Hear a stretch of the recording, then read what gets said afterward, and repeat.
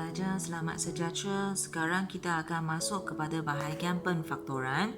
Jadi, cikgu harap anda masih ingat apa maksudnya penfaktoran. Penfaktoran maksudnya apabila nombor itu diberikan, kita akan cuba carikan nombor apa yang perlu didarabkan supaya dia akan jadi nombor tersebut. Jadi, langkah yang sama juga kita akan guna semasa dalam penfaktoran ungkapan algebra. Jadi kita mulakan dengan sebutan dahulu. Sekarang senaraikan faktor-faktor bagi setiap sebutan di bawah. Sebutan yang pertama ialah 6x. Jadi kita akan mulakan dengan cara 1 darab dengan 6x. Maksudnya saya nak dapatkan 6x, saya boleh guna 1 darab 6x. Jadi faktor-faktor saya mempunyai nombor 1 dan juga 6x setakat ini. Jadi untuk pengetahuan murid-murid, 1 adalah wajib. Apabila faktor-faktor diberitahu, 1 ini adalah wajib. Apa-apa sahaja anda perlu mulakan dengan 1 darab dengan nombor soalan tersebut. Seterusnya ada apa lagi nombor? Kita boleh cuba hanya nombor sahaja. Contohnya 6 ini dijadikan apabila 2 darab dengan 3 kan. So sekarang bezanya ialah saya ada 3x di sebelah kanan. Seterusnya boleh disongsangkan kalau anda sudah mahir dengan penfaktoran. Jadi 3 darab dengan 2x pun boleh terjadi 6x. Faktor-faktor ini tak perlu diulangkan. Jadi sekarang saya sudah ada nombor 1, 2, 3. Ada apa lagi nombor yang tertinggal? Ya, kita ada 6 darab dengan x. So saya tak perlu lagi sambung pelajar. Dari sini adalah terbalik ya. Maksudnya saya perlu sambung ini. Sebenarnya tak payah. Okey, saya tak perlu sambung ini. Jadi apa jawapan bagi faktor-faktor saya? Kita ada 1, 2, 3, 6 x, 2x, 3x, 6x. So kita ada 8 jawapan di sini. Okey, sekarang Banira kita lihat sebutan yang kedua iaitu 4xy. Okey, so macam mana kita nak mulakan murid-murid? Kita mulakan dengan 1 darab 4xy. Very good. Seterusnya ada apa lagi?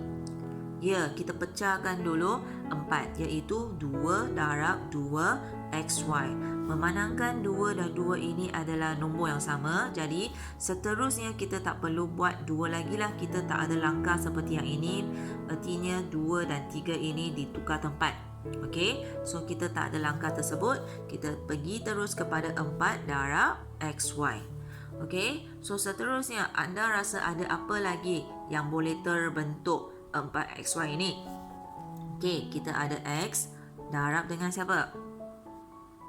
4y. Very good. Okey, selepas kita dapat semua nombor diselesaikan, jadi kita boleh pergi kepada sebutan. Kalau sebutannya hanya satu huruf, tak ada kuasa 2, jadi memang jawapan setakat macam ni sajalah. Tetapi kalau huruf dia ataupun sebutan dia, pemboleh ubah dia ada 2, jadi mungkin kita boleh buat kombinasi begini, betul tak? Okey, seterusnya siapa lagi? Ya, kita ada y, 4x. Okey, sama. Kalau kita nak letak x, y darab dengan 4 boleh tak? Okey, tak boleh. Ini kita tak terima kerana dia sudah diadakan di bahagian sini. Okey, ada lagi tak calon-calon lain? Ada. Kita ada 2x darab dengan 2y.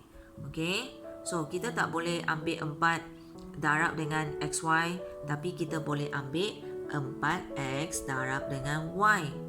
Okey, sini ada tak calon-calonnya? Ada pelajar. So semasa kita buat, kita perlu tengok balik. Kadang-kadang kita akan confuse ya. Okey, maksudnya apabila kita buat urutan, tadi saya ikut urutan ini kan, urutan nombor, seterusnya saya ikut urutan huruf. Sepatutnya ini boleh, tapi kita perlu tengok balik, adakah dia sudah terbentuk di sana. Kalau ada, kita tak boleh guna. So kita potong pilihan ataupun jawapan kita. Seterusnya kita sambung bentuk lain pula, kombinasi nombor dengan sebutan. Selepas itu pun kita akan seperti masuk dalam lorong lain. Okey, selepas 2xy boleh 2y. Tapi 2y dengan 2xy tempatnya kalau tukar pun benda yang sama kan. Jadi kita tak boleh buat 2y darab 2x dekat sini. Tidak. Okey, so seterusnya saya sambung 4x. Tapi 4x sudah ada dekat sini.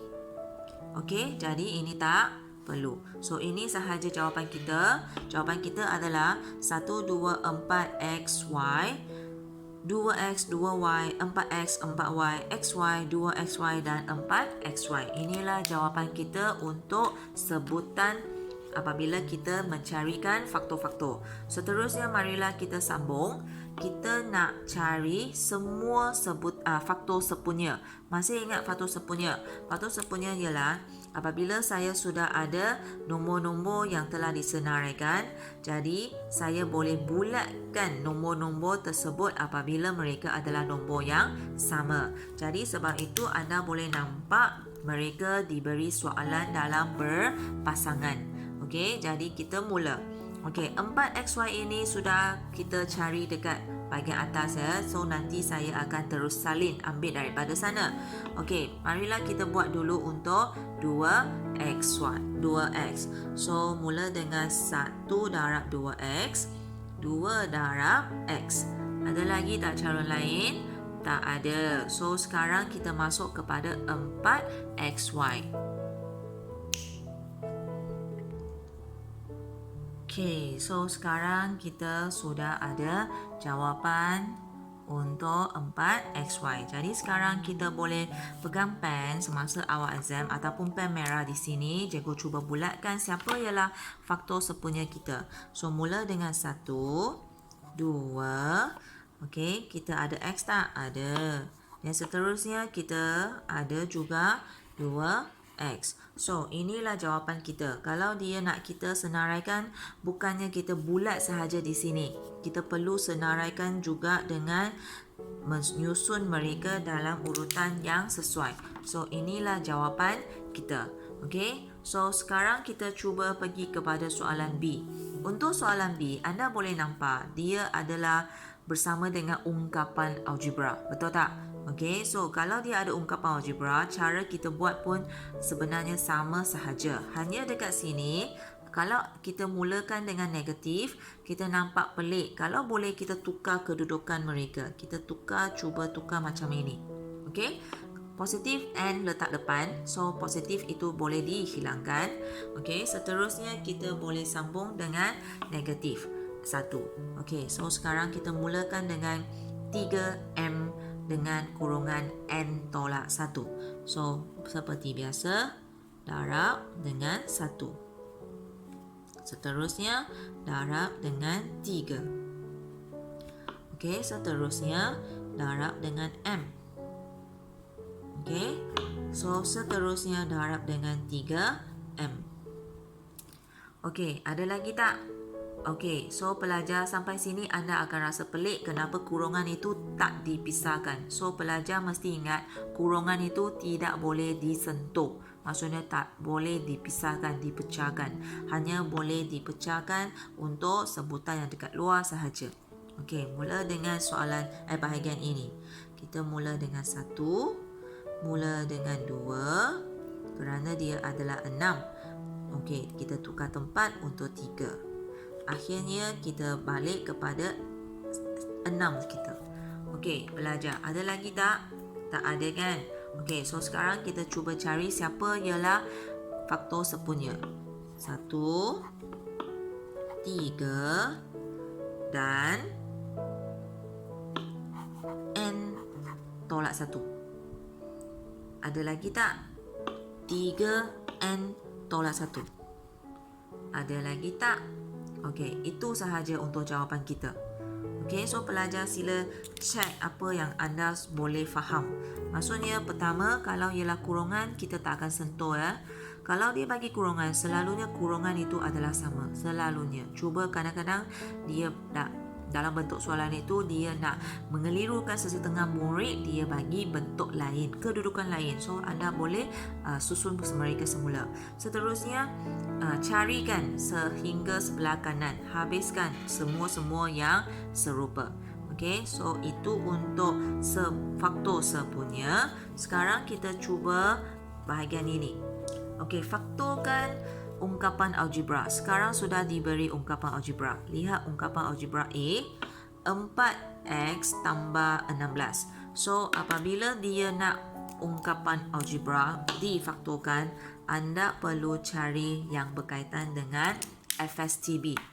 FSTB ialah sebutan sembunyi terbesar. Contohnya di sini sebutan sembunyi ialah siapa? Okey, di sini sebutan serupa yang terbesar ialah 2x. Maksudnya sekaligus saya boleh keluarkan 2x, ini pun boleh saya keluarkan 2x. Itu adalah satu faktor sempurna yang terbesar yang saya mampu keluarkan.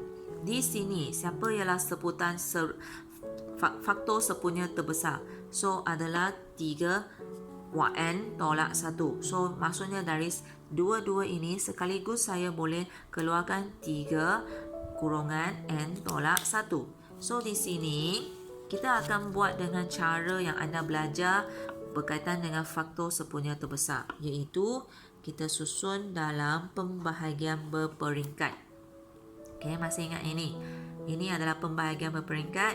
Artinya kita akan bahagi-bahagi dan baki-baki akan duduk di sini sehingga tidak boleh dibahagikan. So di sini kita akan bahagi serentak kerana mereka dipegang oleh positif. So 4x tambah 16. 4 dengan 16, ada tak nombor yang kesamaan yang kita boleh keluarkan? Ada. 4. So x 4x bahagi 4 dapat x tambah 16 bahagi 4 dapat 4. So di sini anda mesti susun semula jawapan mereka bahawa pemfaktoran yang sudah dibuat ialah 4 dikeluarkan dan dalam kurungan, dalam bakinya masih ada 4 tambah x tambah 4. Okey, so pelajar harap faham.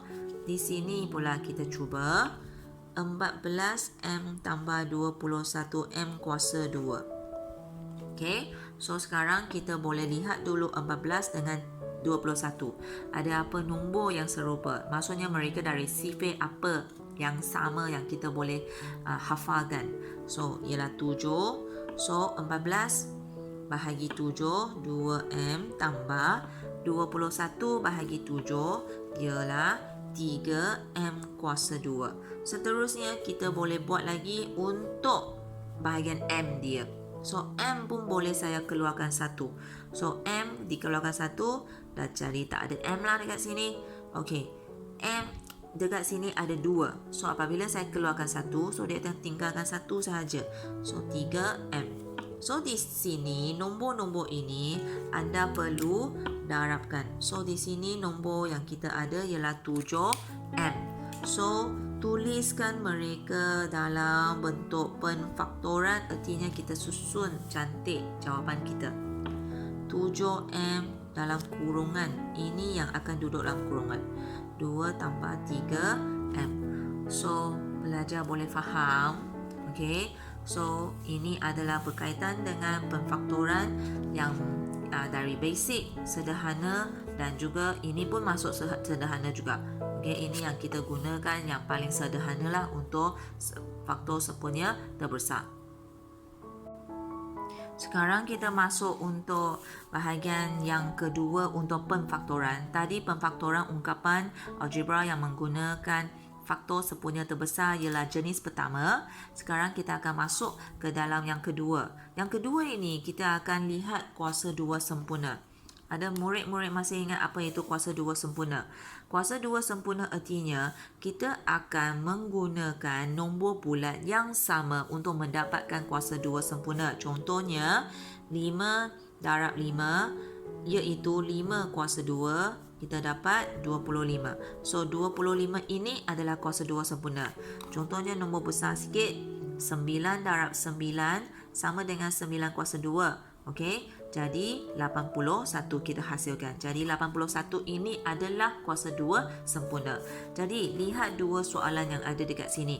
Apabila dia memberi kita kata bentuk begini dan kita diminta faktorkan mereka, so anda tak boleh fikir sahaja, oh saya hanya tahu macam mana nak guna cara faktor sempurna terbesar. Tak boleh. So anda mesti ingat juga anda ada yang berkaitan dengan kuasa 2 sempurna. Anda boleh semak nombor-nombor yang terlibat dalam ungkapan tersebut. Contohnya 1. 1 ini juga ialah satu kuasa 2 sempurna kerana 1 darab 1 sama dengan 1 kuasa 2 sama dengan 1 lah. Okey, jadi 1 pun adalah kuasa 2 sempurna. Ramai murid tak boleh ingat bahawanya specialnya 1 itu ialah faktor sempurna, ialah nombor ganjil dan ialah kuasa 2 sempurna. Dan sini 81 baru kita buktikan dia adalah kuasa 2 sempurna dan ini pun adalah kuasa 2 sempurna. Ini kita dapat daripada 10. Jadi macam mana kita nak faktorkan mereka? Masih ingat hari itu cikgu ajar A tambah B kurungan A tolak B sama dengan A kuasa 2 B kuasa 2. Masih ingat yang cikgu menggunakan slideshow untuk jelaskan. So, bahagian ini adalah bahagian ini. Untuk kemahiran yang mengencam ini sebenarnya adalah kemahiran untuk selesaikan pemfaktoran ini. So, maksudnya anda mesti carikan mereka adalah bentuk ini. Tengok jari cikgu ni. Sini pun sama. Cikgu buat serentak. Ini adalah 9 kuasa 2 X kuasa 2 tolak dengan 10 kuasa 2. So, ini anda boleh tulis sebagai ini juga. Kurungkankan mereka. So, sama jugalah. Ini ialah A kuasa 2, B kuasa 2. Bentuk mereka dah sama. Nombor memang tak samalah kerana ikut soalan kan. Tapi soalan itu anda boleh menjadikan dia bentuk ini. So seterusnya anda akan buat pemfaktoran, maksudnya awak akan mengecilkan nombor dia. Jadi balik kepada sinilah. Kalau tengok ya pelajar, kalau bahagian ini ke bahagian ini kita namakan mereka sebagai kembangan. Jadi bahagian ini songsang balik ke sini, kita namakan mereka sebagai pemfaktoran. So A tambah 1 kurungan A tolak 1 ialah jawapan pemfaktoran saya. Sini pun sama. Apanya jawapannya? Murid-murid, 9x tambah 10 kuasa 2 9x tolak 10. Ini adalah jawapan saya. So pelajar dari sini kita belajar setakat ini dahulu supaya anda boleh memahamkan lebih teliti dengan membuat latihan. Itu sahaja. Sekian, terima kasih.